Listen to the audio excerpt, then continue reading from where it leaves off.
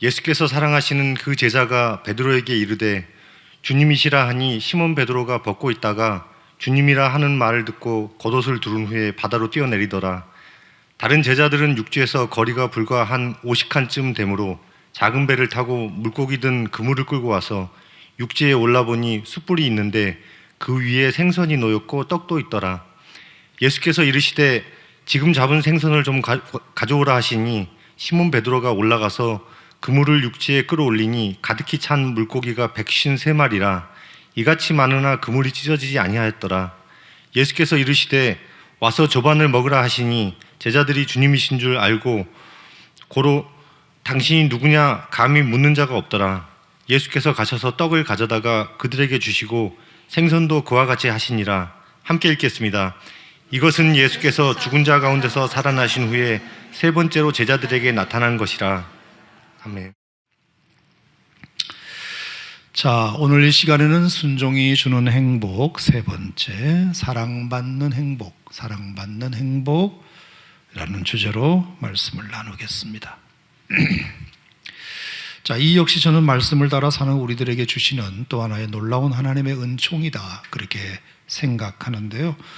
오늘도 이 말씀을 통하여 우리가 하나님으로부터 받는 이 사랑받는 행복이 얼마나 큰지, 또 세상이 주는 그 어떤 행복과 비교해 보아도 절대로 뒤지지 않는 사랑이 맞는지 안 맞는지 여러분 한번 확인해 보시고 그 사랑을 누리는 복된 시간 되시기를 축복합니다. 요한복음 14장 21절 말씀에도 보면 나의 계명을 가지고 지키는 자라야 나를 사랑하는 자니 나를 사랑하는 자는 내 아버지께 사랑을 받을 것이요 나도 그를 사랑하여 그에게 나를 나타내리라 말씀하신 것처럼 순종함으로 하나님의 사랑을 받는 이 행복이 정말 여러분의 일생에 충만히 임하시기를 바랍니다. 자, 마리아 바른 말이지 이 세상에 사랑받는 것을 싫어할 사람은 아무도 없습니다. 그렇죠? 세상에 그 어느 누구도 사랑을 줄 수 없을 만큼 가난한 자도 없지만 사랑을 받지 않아도 될 만큼 부유한 자도 없습니다. 동서고금 지위고와 남녀노소 빈부귀천을 막론하고 누구나 사랑받는 건 다 좋아하고 다 필요로 합니다. 언제나 그 사랑이 결핍되어 있는 것이 문제면 문제지 사랑이 충만해서 문제가 되는 경우는 거의 없다고 생각합니다. 그 누구도 사랑이 녹이지 못할 얼음 같은 존재는 세상에 없고요, 그 어디에도 사랑받아 변화되지 않을 목석 같은 존재도 없다고 생각합니다. 다 사랑의 결핍에서 시작된 문제지 다시 사랑이 그에게 찾아온다면, 다시 사랑이 그에게 시작된다면 사람들은 얼마든지 다 변화될 수 있다, 행복할 수 있다, 그렇게 생각합니다. 자, 그렇다면 여러분, 그 사랑 중에서 말입니다, 가장 큰 사랑은 그럼 뭘까요? 가장 숭고한 사랑은 뭘까요? 가장 지극한 사랑, 상상조차 못할 사랑, 그 사랑의 깊이와 높이와 넓이와 길이를 그 어디에 견줄 수 없고 하늘을 두루마리 삼고 바다를 먹물 삼아도 다 기록할 수 있는 없는 사랑이 있다면 무엇일까요? 만입이 내게 있어서 그 입 다 가지고도 다 찬송할 수 없는 사랑이 있다면 그 사랑은 무슨 사랑일까요? 바로 정답은 지금 여러분이 마음에 이미 답을 말하고 싶어 하는 바로 그 사랑, 하나님의 사랑인 줄 믿습니다. 어떻게 그렇게 말할 수 있느냐? 정말이지 많고 많은 근거들과 예들이야 얼마든지 제가 들어드릴 수 있지만 여러분 목장 모임 시간에 여러분 개인적으로 경험하신 하나님의 사랑은 한번 나눠보시기로 하고, 오늘은 설교 시간이기 때문에 성경구절, 제가 좋아하는 성경구절 몇 개를 예를 들어서 정말 하나님의 사랑이 진짜인지 확실한지 여러분과 함께 나눠보고자 합니다. 하나님의 사랑을 잘 설명해 주는 가장 성경에 탁월한 구절 세 가지가 있다면, 첫째는 요한복음 3장 16절, 두 번째는 로마서 5장 6절, 8절, 10절, 그리고 세 번째는 에베소서 3장 18절, 19절, 이렇게 저는 생각하는데요. 이 구절을 예를 들어서 여러분과 같이 한번 나눠보도록 하겠습니다. 자, 요한복음 3장 16절은 여러분이 다 아시는 내용이죠. 한번 해볼까요? 시작. 하나님이 세상을 이처럼 사랑하사 독생자를 주셨으니 이는 그를 믿는 자마다 멸망하지 않고 영생을 얻게 하려 하심이라.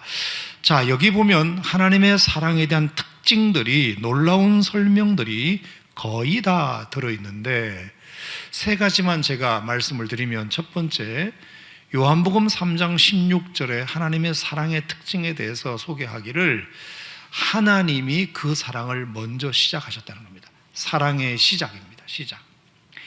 이 인류 최초의 사랑이란 단어조차도 하나님이 먼저 쓰셨을 뿐만 아니라 사랑이라는 감정과 행위도 사실은 하나님이 제일 먼저 시작하신 개념입니다. 여러분 다 동의하시죠? 하나님이 세상을 사랑하시기 시작하셨습니다. 그 어느 누구도 아닌 하나님이 온 우주의 창조주이시고 만왕의 왕이신, 그에 비하여 우리는 미물 같은 존재고 죄 많은 존재인데도 불구하고 그 높고 존귀하신 하나님이 이 낮고 천한 나를 사랑하시기 시작하셨다는 것부터가 정말 하나님의 사랑에 관한 놀라움이라고 저는 생각합니다. 특별히 여러분, 그 사랑을 하나님이 먼저 시작하셨다. 요한일서 4장 10절에도 보면 사랑은 여기 있으니 우리가 하나님을 사랑하는 것이 아니고 하나님이 우리를 먼저 사랑하사 우리 죄를 대속하기 위하여 화목제물로 그 아들을 보내셨다, 이렇게 기록했습니다. 그러므로 이 말씀은 이 세상에서 그 누군가가 나를 사랑해 주기 전에 하나님이 먼저 나를 사랑하셨다는 것이고, 나는 그 하나님을 알지도 못했고 사랑해 달라고 부탁도 한 적 없지만 하나님이 먼저 나를 사랑으로 돌보시겠다고 당신이 스스로 작정하시고 당신이 플랜을 짜시고 그리고 그것을 시작하셨다는 것입니다. 여러분 아멘 아닙니까? 그러므로 여러분을 향한 누군가의 첫사랑은 미안하지만 여러분의 남편 아무개 씨가 아닙니다. 그래봐야 그 사랑은 여러분의 20몇 살부터 그 여러분의 남편 된 그 사람도 여러분을 사랑하기 시작했을 것입니다. 그러니까 그 전에는 여러분의 남편은 여러분을 몰랐습니다. 몰랐으니까 사랑을 시작할 수 없지요. 그래봐야 20몇 살 때부터, 청소년 때 만났으면 10몇 살 때부터 여러분들을 알고 사랑하기 시작했습니다. 심지어 여러분의 부모님도 마찬가지입니다. 여러분의 부모님이 여러분을 향한 사랑을 제일 먼저 시작하신 것 같지만 그래봐야 부모님의 사랑도 여러분의 나이만큼의 역사만 갖고 있습니다. 여러분이 태어나기 전에는 미안하지만 여러분들의 존재를 몰랐습니다. 여러분을 사랑하지도 않았습니다. 존재가 없었으니까요. 하지만 하나님의 사랑은 여러분이 이 땅에 존재하기도 전에, 아니 영원전부터 이미 시작하신 사랑입니다. 여러분, 이것부터가 세상에 존재하는 그 어떤 사랑도 따를 수 없는 사랑임을, 탁월한 사랑임을 믿으시기를 바랍니다. 믿으시면 아멘. 두 번째, 요한복음 3장 16절에 증거하는 사랑의 놀라운 증거 역시 그렇습니다. 사랑의 증거. 자, 하나님이 세상을 이처럼 사랑하셔서 어떤 증거를 보여주느냐 하면 독생자를 주셨다, 이렇게 되어 있습니다. 독생자, 사랑의 증거.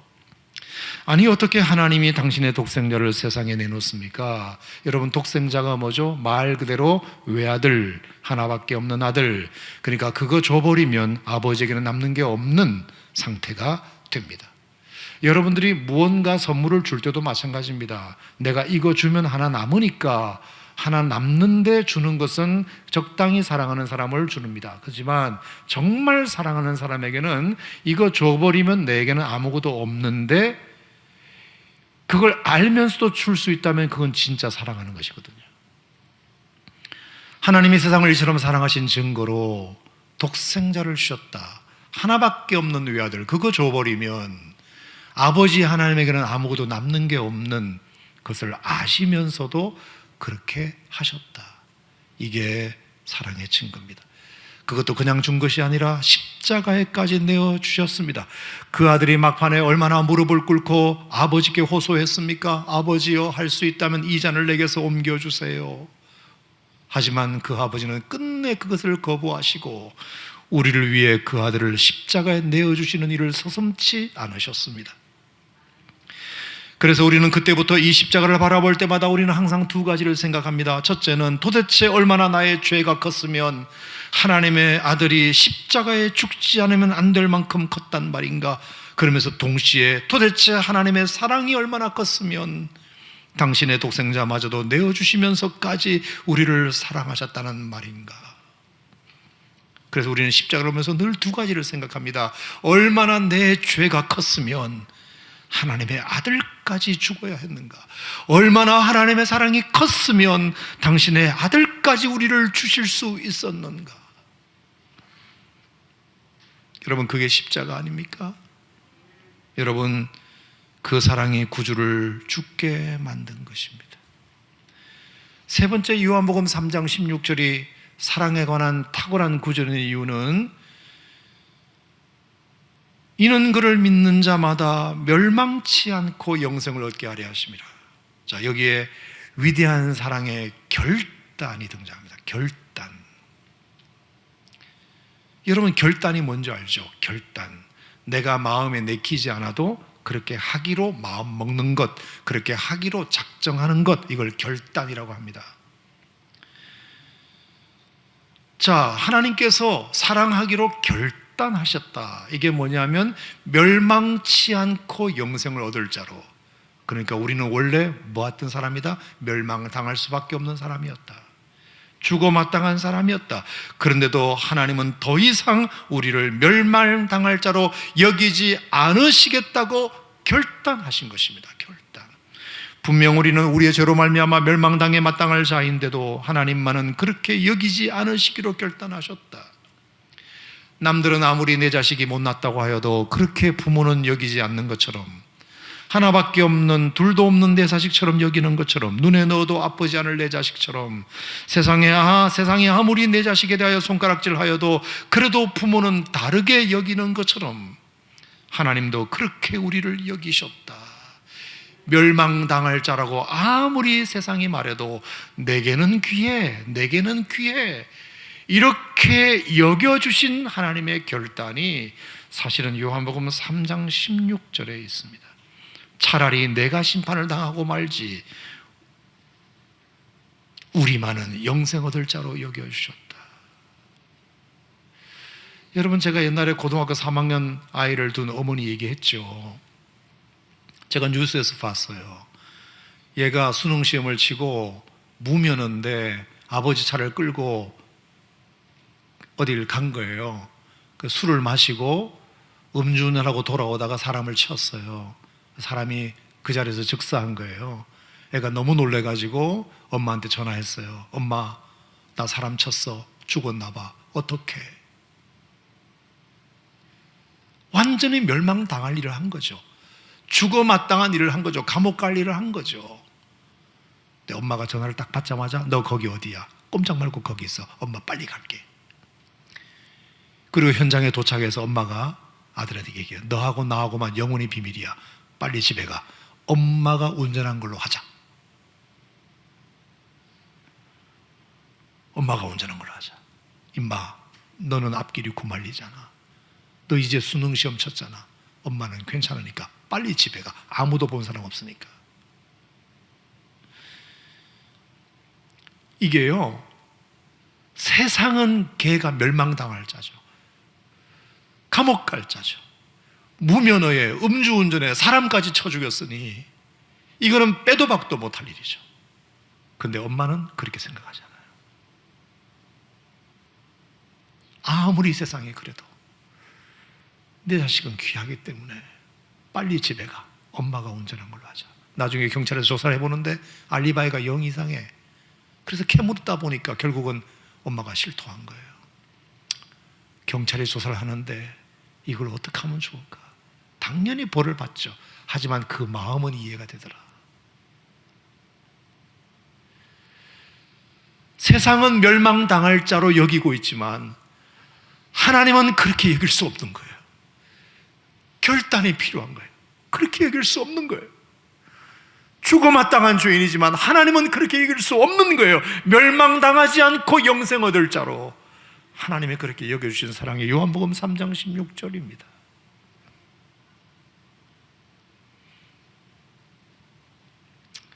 구약의 호세아 선지자가 하나님 말씀에 순종하여 음탕한 고매를 아내로 맞아들인 것만 해도 대단한 결단이잖아요. 거기에 대해 애 셋까지 낳은 것도 대단한 결단인데 세상에 거르고서도 그 고멜은 예습성을 버리지 못하고 다시 그 세계로 가버렸을 때 그 무너진 사랑 앞에 얼마나 좌절하고 낙담했는지 모릅니다. 아니 하나님, 이럴 것 같으면 왜 절들어 저 여자를 사랑하게 했습니까?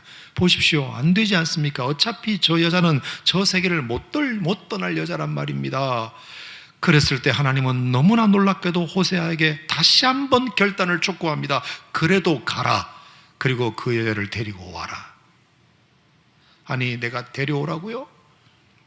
아니, 어떻게 그런 가혹한 명령을 또 저에게 내리십니까? 저는 못합니다.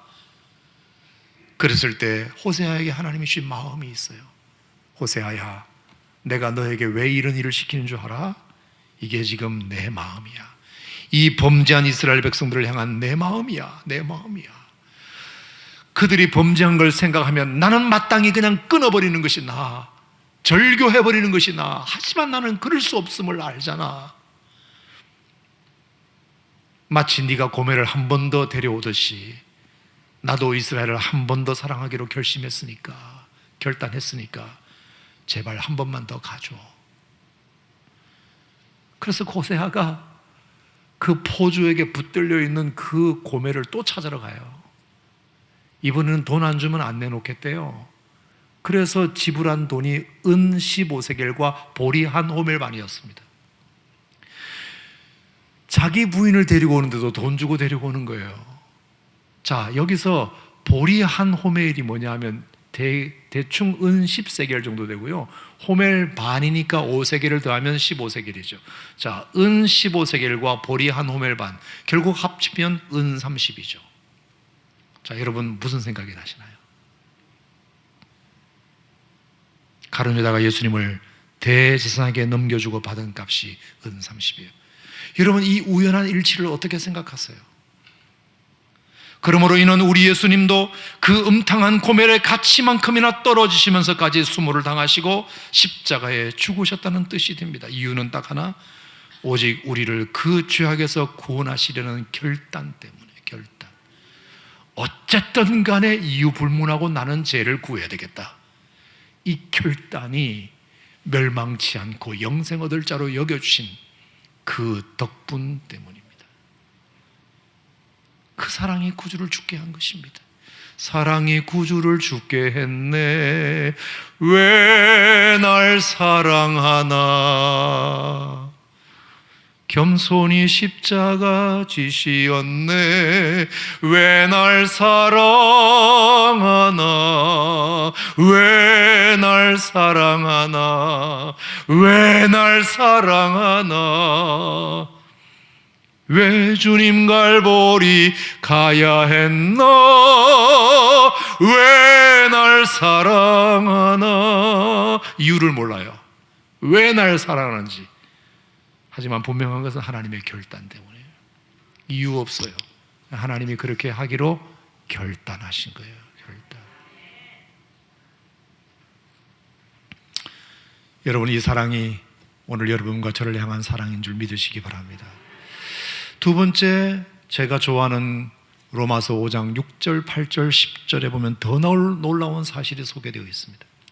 자, 거기 보면 무엇보다 하나님 사랑의 대상인 우리의 민낯이 그대로 폭로되어 있는데, 6절에 보면 우리가 연약할 때에, 8절에 보면 우리가 죄인 되었을 때에, 10절에 보면 우리가 원수 되었을 때라고 표현한 것이 그러합니다. 그러므로 이는 우리가 정말 요만큼도 하나님의 사랑을 받을 존재가 아니었다는 뜻입니다. 왜? 우리는 정말 연약했거든요. 연약했어요. 이것이 우리가 하나님의 사랑을 받기 전에 민낯입니다. 이 말은 하나님의 사랑은커녕 하나님의 존재조차 우리는 몰랐다는 것이고, 알았다 하더라도 그 하나님을 찾을 생각조차 못했던 연약한 존재라는 뜻입니다. 그럼에도 불구하고 하나님은 나를 알아보셨고 나를 찾아오셨고 그 자신을 날 위해 내어주셨다는 뜻입니다. 그러니 여러분, 이런 사랑을 어디서 들어본 적이 있습니까? 뿐만 아니라 8절에 우리가 죄인 되었을 때에, 따라합시다. 우리가 죄인 되었을 때에, 이 말은 하나님을 알아먹지 못했을 정도의 연약함을 넘어서 하나님과 등지고 살았을 때의 그 뜻입니다. 하나님과 완전히 등지고 살았을 때, 하나님이 원하시는 방향과는 늘 반대로만 가는 영적 청개구리와 같았을 때, 그럴 때도 하나님은 나를 사랑하셨으니 세상에 이런 사랑이 또 어디 있겠냐, 그 뜻입니다. 아멘입니까? 세 번째 10절, 심지어 우리가 그때는 하나님과 원수 되었을 때이기도 했다. 원수 되었을 때. 자, 연약할 때, 죄인 되었을 때, 원수 되었을 때, 가장 센 거죠. 이는 단순히 연약하고 죄인된 상태를 넘어서서 아예 하나님을 욕하고 공격까지 했을 때, 마귀 편에 서서 놀았을 때, 마귀 편에 서서 하나님을 욕하고 공격했을 때, 그때도 하나님은 나를 사랑하셔서 우리와 어떻게든지 화해해 보시려고 화목제물까지 내미시면서 우리에게 화해를 요청하셨다. 여러분, 정말 죄송합니다만 저는 이건 못할 것 같습니다. 아직까지 무지한 사람에게 사랑을 깨우쳐 주는 것이야 내가 할 수 있을 것 같습니다. 내 뜻대로 잘 살지 못하는 사람도 어떻게든지 용을 써가지고 할 수는 있을 것 같습니다. 하지만 정말로 못할 짓은 아예 저쪽 편에 서서 나를 공격한 사람을, 나를 욕하고 공격하는 사람을 사랑하겠다고 품는 것은 아직까지는 저는 좀 힘들 것 같습니다.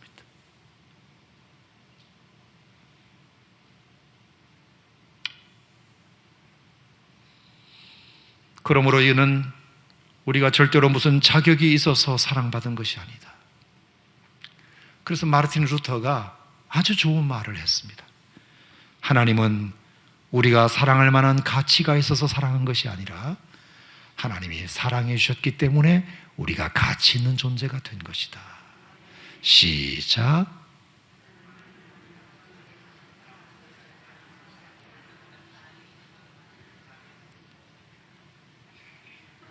뭘 중얼중얼 하기는 하는데 정확하게 들리지는 않아요. 하나님은 우리가 사랑할 만한 가치가 있어서 사랑한 것이 아니라 하나님이 우리를 사랑해 주셨기 때문에 가치 있는 존재가 된 것이다. 동의하십니까? 부디 이 사랑할 길을 주의 이름으로 축원합니다. 그러므로 여러분, 영어 수학 잘 몰라도 좋으니까 이 사랑만큼은 알고 살기를 축원합니다. 이 사랑이 여러분을 살려낼 줄 믿습니다. 이 사랑이 여러분을 다시 행복하게 만들 줄 믿습니다. 세 번째 사랑에 관한 제가 참 좋아하는 구절 중에 하나가 에베소서 3장 18절 19절 말씀인데, 능히 모든 성도와 함께 지식에 넘치는 그리스도의 사랑을 알고 그 너비와 길이와 높이와 깊이가 어떠함을 깨달아 하나님의 모든 충만하신 것으로 너희에게 충만하게 하시기를 구하노라. 하나님의 사랑의 너비와 길이와 높이와 깊이, 그것에 대해서 사도 바울이 말했습니다. 그래서 다시 한번 정리해 봅시다. 하나님의 사랑의 넓이. 자, 여기서 말하는 하나님의 사랑의 넓이란 뭘까? 당연히 그것은 세상 모두를 다 사랑하시는 만큼의 넓이를 의미합니다. 가난한 자 부한 자 가리지 않고, 없는 자 있는 자, 낮은 자 높은 자, 배운 자 못 배운 자, 선한 자 악한 자를 가리지 않고 다 품으시는 사랑, 그게 하나님의 사랑의 넓이입니다.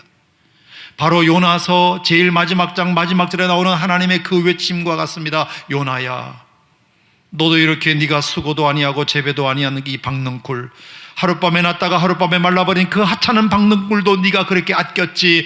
그러니 하물며 내가 이 니느웨 성에 살고 있는 좌우를 분별하지 못하는 12만여 명을 내가 어찌 아끼지 않을 수 있겠느냐. 이게 내 마음이야. 여러분, 요나의 사랑은 아주 내로우 마인드라 자기 백성만 딱 사랑하고 저 니느웨 백성은 원수 같은 존재, 때로는 한때는 우리를 쳐들어왔던 존재. 그래서 니느웨의 사랑은 하나님의 사랑의 열외라고 생각했습니다. 우리만 사랑해야 된다고 생각했습니다. 하나님의 사랑을 그렇게 자기 안에 가두었습니다. 그런데 하나님이 웬걸, 요나야, 네가 하룻밤에 났다가 사라지는 저 박넝쿨도 그렇게 아쉬워하며 아꼈거늘 하물며 이 니느웨 성에 좌우를 분변치 못하는 12만 명이 살고 있는데 어찌 내가 그들을 아끼지 않을 수 있겠니? 하나님의 사랑의 폭이 얼마나 큰지를 요나에게 가르치는 내용입니다. 하나님의 사랑의 넓이. 여러분, 이 하나님의 사랑의 넓이 까닭에 여러분도 저도 하나님의 그 사랑 안에 들어와 있는 줄 믿으시기 바랍니다. 요나와 같은 사랑이었다면 글쎄요, 여러분과 제가 여기 들어올 수 있었을까? 근데 하나님의 사랑의 넓이 까닭에 여러분과 제가 그 안에 들어올 수 있었어요. 이 하나님의 사랑의 넓이를 알게 되기를 축원합니다. 두 번째, 하나님의 사랑의 깊이. 자, 이 말은 뭘까 하면 하나님은 우리를 사랑하시려고 얼마나 깊이 내려오셨는지 모른다. 얼마나 아래로 내려오셨는지 모른다. 저 높고 높은 하늘 보좌를 버리시고 이 낮고 천한 세상의 사람의 모양으로 깊이 내려오셨다. 그리고 우리의 인간 세상에 깊이 들어오셨습니다. 뿐만 아니라 이 세상에 오셔서도 절대로 높은 곳에서 대접받지 않으시고 십자가에 죽기까지, 무덤에까지, 정말 하나님이 내려가실 수 있는 데까지 내려가셨습니다. 여러분, 이게 하나님의 사랑의 깊이입니다. 여러분, 이 깊이 있는 하나님의 사랑을 여러분도 경험하고 살기를 축원합니다. 세 번째는 하나님의 사랑의 높이. 이것은 나를 낮고 천한 자리에서 오히려 끌어올려 주셔서 세상에서 가장 존귀한 존재로 만들으셨다는 의미입니다. 나를 죄의 구렁에서 끌어올려 구원받은 존재로, 나를 죄의 종에서 끌어올려 하나님의 존재로, 하나님의 자녀로, 나를 이 땅에서 끌어올려 감히 하나님 우편에까지 앉을 만한 존재로 만들어 주신 그 사랑을 의미합니다. 하나님의 사랑의 높이. 여러분, 우리가 돈 벌어서 올라갈 수 있는 자리, 우리가 무슨 국회의원이나 장관을 해서 올라갈 수 있는 그 자리가 아무리 높을지라도, 심지어 대통령이 되어서 올라갈 수 있는 그 자리가 아무리 높을지라도, 여러분, 하나님의 사랑으로 우리가 높아진 그 자리와 견줄 수 없음을 믿으시기를 바랍니다. 네 번째, 하나님의 사랑의 길이. 하나님의 사랑의 길이. 여러분, 이건 뭘까요? 변함없는 사랑, 끊임없는 사랑, 끝까지 가는 사랑, 한결같은 사랑, 끊을 수 없는 사랑. 요한복음 13장 1절에 말했듯이 세상에 있는 자기 사람들을 사랑하시되 끝까지 사랑하시니라. 로마서 8장에도 말씀하셨듯이 누가 우리를 그리스도의 사랑에서 끊으리요? 환난이나 공고나 박해나 기근이나 적심이나 위험이나 칼이랴. 그러나 이 모든 일에 우리를 사랑하시는 이로 말미암아 우리가 넉넉히 이기느니라. 내가 확신하노니 사망이나 생명이나 천사들이나 권세자들이나 현재이나 장래이나 높음이나 깊음이나 다른 어떤 그 피조물이라도 우리를 그리스도 예수 안에 있는 하나님의 사랑에서 끊을 수 없으리라. 하나님 사랑 변치 않는다. 하나님 사랑 변치 않는다.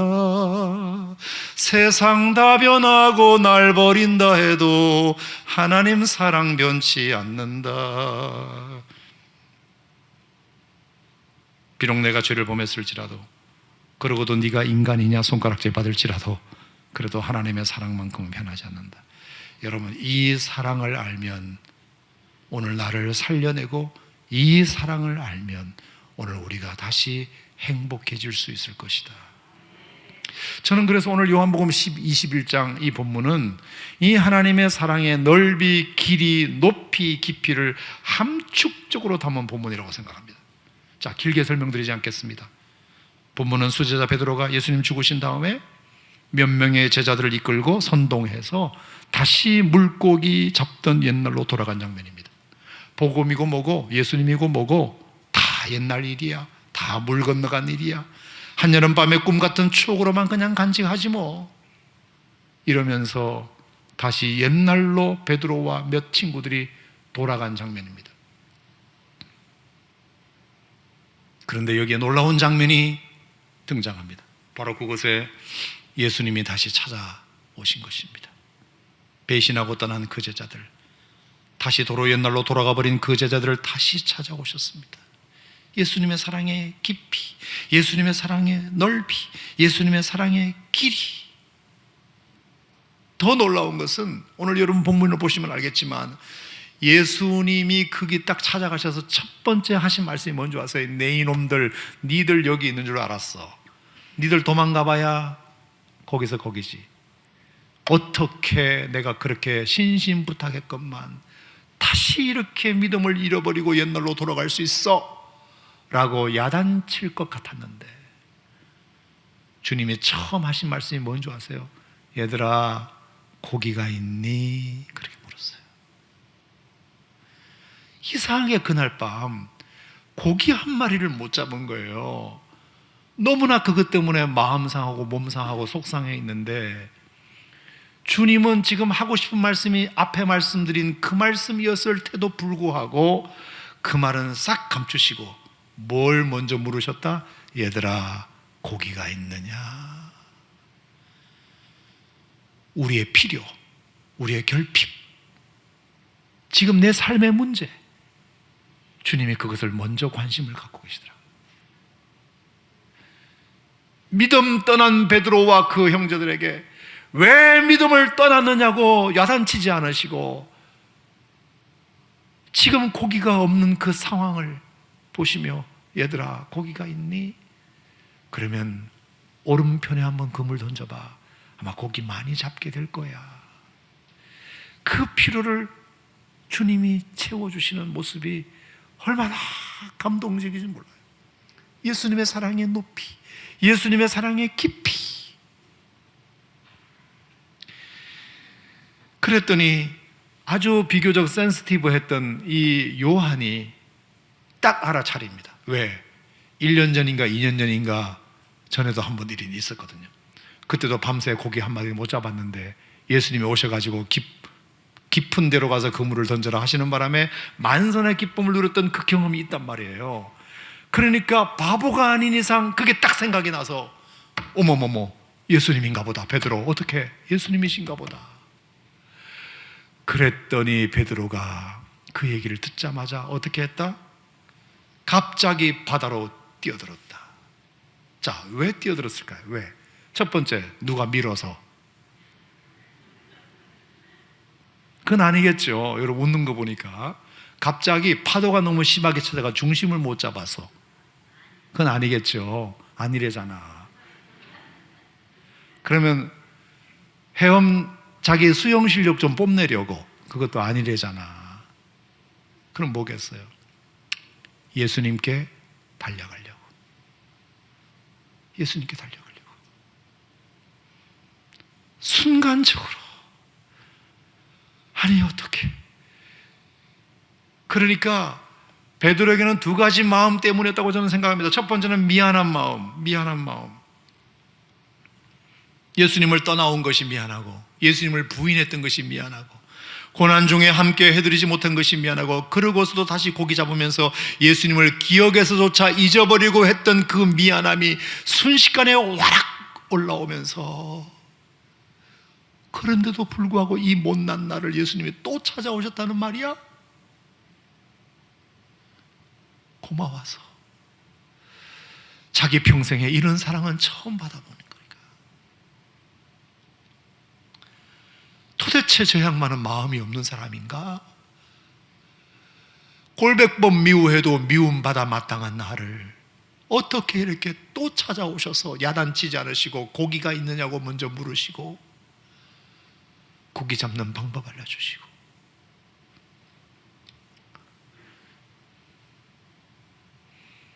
여러분 베드로가 수영한 거리를 보니까요 50칸쯤 되었다고 8절에 되어 있어요. 50칸. 자, 이 50칸을 성경 주석에 보니까 200규빗 이렇게 되어 있네요.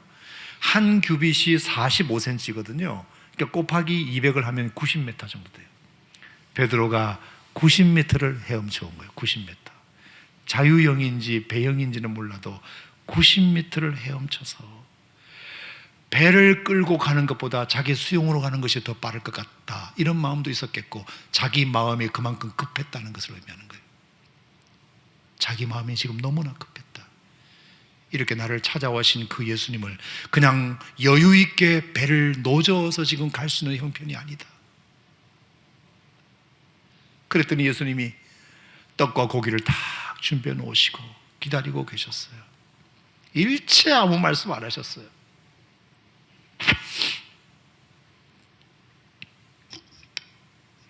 여러분, 이게 바로 그날 베드로가 다시 알게 된 예수님의 사랑의 높이와 깊이와 넓이와 길이였습니다. 이로써 베드로는 그야말로 완전히 새 사람이 되어서 그때부터 정말 이제 충성된 봉사자로 먼 훗날 여러분 아시다시피 거꾸로 십자가에 달려 죽을 만큼 일생을 복음을 전하다가 순교합니다. 여러분, 그래서 저는 이 시간 여러분에게 마지막으로 좀 부탁합니다. 이 하나님의 사랑의 깊이와 높이와 넓이와 길이를 여러분도 제발 아시기를 축원합니다. 정말이지 저는 목회자로서 제가 다른 게 걱정이 되는 게 아니고, 물론 우리 성도님들이 아프시거나 코로나에 걸리시거나 암이 걸리시거나 취직이 안 되시거나 사업이 안 되면 그 소식을 들으면 저도 마음이 참 안 좋습니다. 마음이 염려가 됩니다. 하지만 솔직히 제가 더 염려되는 것은 그 당한 일 때문이 아니라 그것 때문에 하나님의 사랑까지 의심할까 봐 저는 그게 더 염려가 됩니다. 사업이 안 된 것 때문에, 취직이 안 된 것 때문에, 자식이 원하는 대학에 못 들어간 것 때문에, 저는 그것 때문에 속도 상하지만 들으면 제가 더 마음에 걱정이 되는 것은 혹시 그것 때문에 하나님의 사랑을 의심할까 봐, 하나님의 사랑을 의심할까 봐 저는 그게 더 걱정이 됩니다. 저는 바랍니다. 여러분이 언젠가 하나님 나라에 갈 때 저를 초청하여 임종 예배를 드리실 때, 비록 암으로 연수를 다 못 살고 돌아가시는 상황일지라도, 목사님 오셨어요? 제가 이제 하늘나라 갈 때가 됐나 봐요. 하지만 목사님 염려 말아요. 그래도 나는 하나님의 사랑을 믿으니까요. 나 이 얘기 꼭 듣고 싶어요.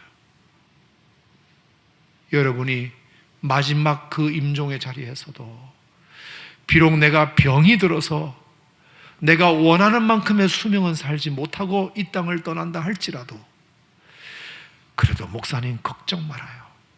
그래도 내가 하나님의 사랑만큼은 믿으니까. 나 딴 거 걱정 안 됩니다. 여러분이 하나님의 사랑이 식어질까 봐, 하나님의 사랑을 잊어버릴까 봐, 하나님의 사랑을 의심할까 봐 걱정되지, 딴 건 걱정 안 됩니다. 다른 건 다 노력하면 극복될 수 있는 것이니까. 사랑하는 성도 여러분, 저는 그래서 이 사랑만 확신하면 무슨 걱정거리가 생겨도 입에서는 찬송이 절로 나올 줄 믿습니다. 이 사랑만 확신한다면 지금은 어려워도 하나님은 나를 절대 이대로 두지 않으실 거라는 소망도 갖게 될 줄 믿습니다. 이 사랑만 확신한다면 그 어떤 대적을 만날지라도 넉넉히 이기게 될 줄 믿습니다. 이 사랑만 확신한다면 사람을 통하여 사랑을 충분히 얻지 못한다 하더라도 그 비어있는 러브 탱크를 하나님의 사랑만으로도 충분히 채워주실 줄 믿습니다. 오늘 제가 여러분 아주 평범한 설교했습니다. 왜? 하나님의 사랑에 대해서는 귀가 따갑도록 들었던 주제니까요. 그래서 염려가 됩니다. 혹시 이 평범한 설교를 평범하게 들으실까 봐 염려가 됩니다. 뭐 늘 하던 소리네. 하나님의 사랑 그거 누구 몰라? 그러실까 봐 염려가 됩니다.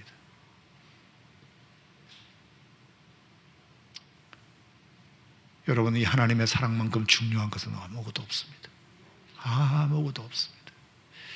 오늘 예배를 드리는데 사랑을 모르고 예배 드리는 거 무슨 의미가 있고, 오늘 여러분이 교회를 섬기는데 사랑을 모르고 사랑 없이 하는 것이 무슨 의미가 있고, 제일 중요한 것은 여러분들이 얼마나 하나님께 사랑받는 존재인가를 여러분 다시 오늘 예배를 통하여 아셨으면 좋겠습니다. 여러분, 이 사랑을 가지고 가족 친지들 만나러 가시기 바랍니다. 이 사랑, 여러분 흘러넘치는 그 사랑 함께 전하고 나누는 이 복된 명절이 되기를 주님의 이름으로 축원합니다.